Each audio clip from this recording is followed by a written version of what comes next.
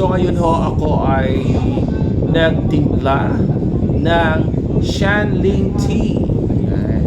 Sapagkat kanina ho pagbili namin ng isda, kami ay dumaan sa Restaurant Crossing sa Dalahican at kumain kami ni Carol Faye ng goto.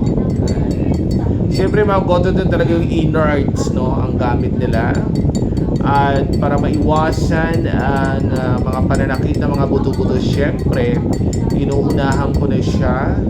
At ngayon ay may nagtimpla na ho ako ng Shanling Tea. Yan, ito yung bagay sa akin ng Shanling Tea na ito.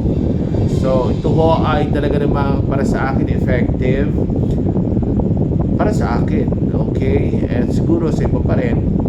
Saka hinahanap ko pa rin aking colchicine. Sabi naman niya ni... So, bakit naman nagkaganon na ito ay nahulog?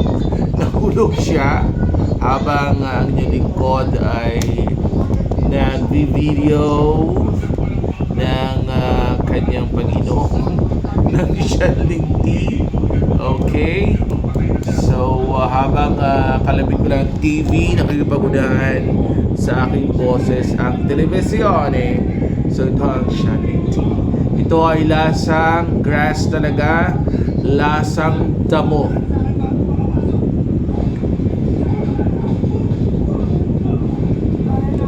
Siyempre, kahit siya ay lasang damo, talagang inumin mo siya para hindi maramdaman ang masakit na mga buto-buto mamayang madaling araw. Ito ay lasang grass, ano ba, lasang damo. Lasang damo. Gusto mo, ma? Gusto mo ito, hati tayo. So, hati ng Shanling Tea ni mama. Kasi kumain siya ng mani naman, napakatigas ang ulo niya. Sabi ko na walang daingan, ano. Kumain ng mani. Yes, sabi niya ni Erwin na talaga nangyari na. So, hati ho kami sa Shanling Tea ni Mother. Bakit kumain naman siya ng peanuts, ng mga mani. Okay. Hati na tayo. So ngayon nadadaling ko na ang Shanling Tea. Mother? What is that? Okay, ngayon bibigyan ko na. At yun na nga ho, ibigay ko na sa akin Mother ang Shanling Tea. Hati kami sa lasang damo. At inuulit ko ho, kumain kami ng goto ni Carol Faye. Si mama naman ay, dahil matitigas din ang ulo nga, ano, talaga naman, akala mo mga teenagers, kumain ho ang mother ng mani. Kanino galing yung mani, mother? Dala ni JC?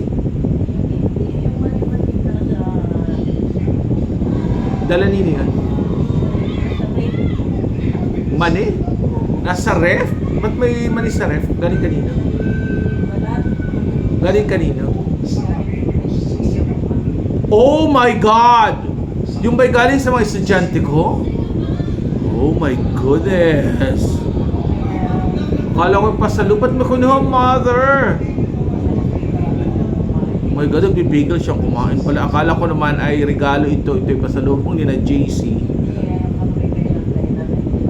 My God! Oh my God! My goodness. Anyway, so yun lang ho. At syempre marami nangyari sa maghapong ito. Narito na ako sa house. Hindi ako nakapanood ng The Odyssey. Sana makapanood ako bukas ng The Odyssey. Article the pagsunundan ito ng vowels. Ang pronunciation dito ay the. Okay. The Odyssey. Okay. The umbrella. The urn. The refrigerator.